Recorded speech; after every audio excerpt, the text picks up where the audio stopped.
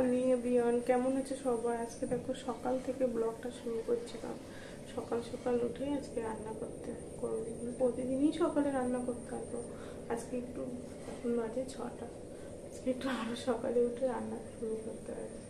তো আজকে রান্না করবো তোমার চিংড়ি দিয়ে কচু, পুঁই শাক আর সর্ষে পোস্ত দিয়ে মাছের ঝোল। তো চলো দেখো কি রান্না করি। কচু, পুঁই শাক, আলু দিয়ে চিংড়ি করব। এই আছে চিংড়ি, আর এই পার্শে মাছগুলো সর্ষে পোস্ত দিয়ে ঝাল বানাবো। তো সেই জন্য একটু সকাল সকাল উঠে সব কিছু কেটে রেডি করে নিয়েছি। তো চলো সঙ্গে থেকো পুরো ভিডিওটা।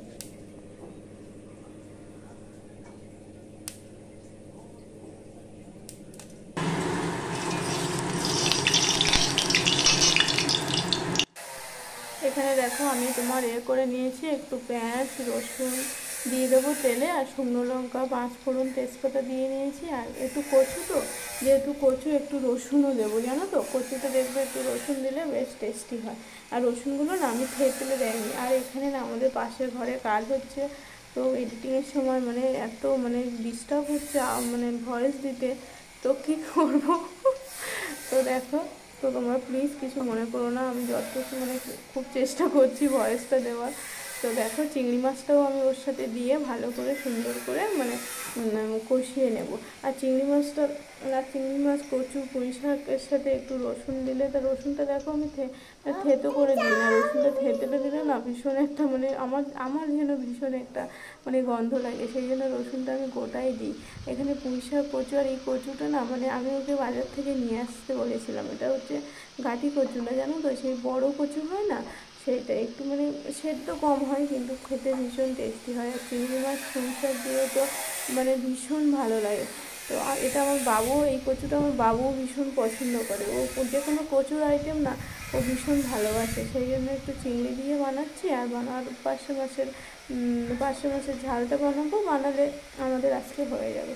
তো আর চিনি মিষ্টিকেও পার্শে মাছের ঝাল করে দেবো ভাবছি। এদিকে দেখো কচুটা আমি মানে একটু সেদ্ধ যেহেতু সময় লাগবে, সেই জন্য ঢেকে ঢেকে ভালো করে কচুটা সেদ্ধ করে নেবো।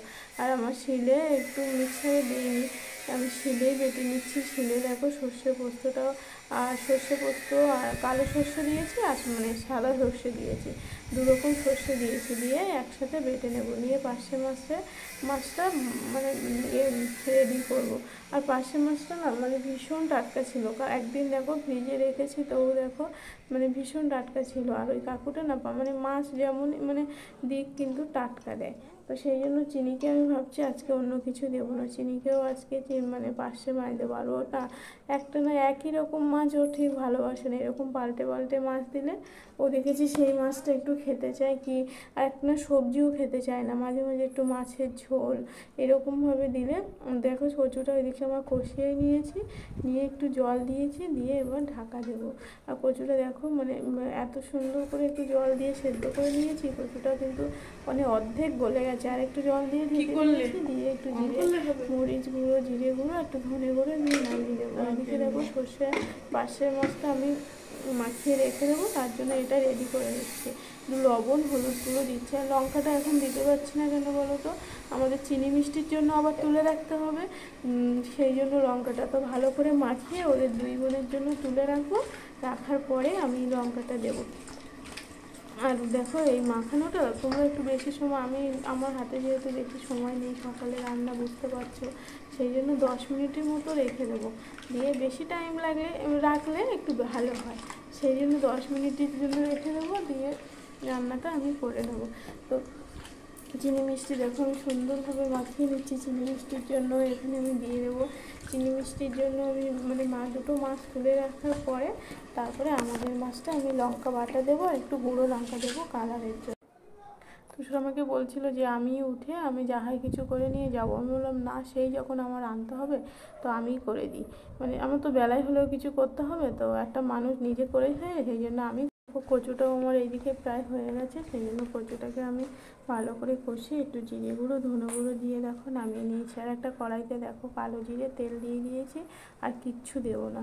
তো কালো জিরেটা ভালো করে ফোড়নে ভেজে নিয়ে জল ঢেলে দেবো, দিয়ে জলটা ফুটে উঠলে এবার মাছটা দিয়ে দেবো।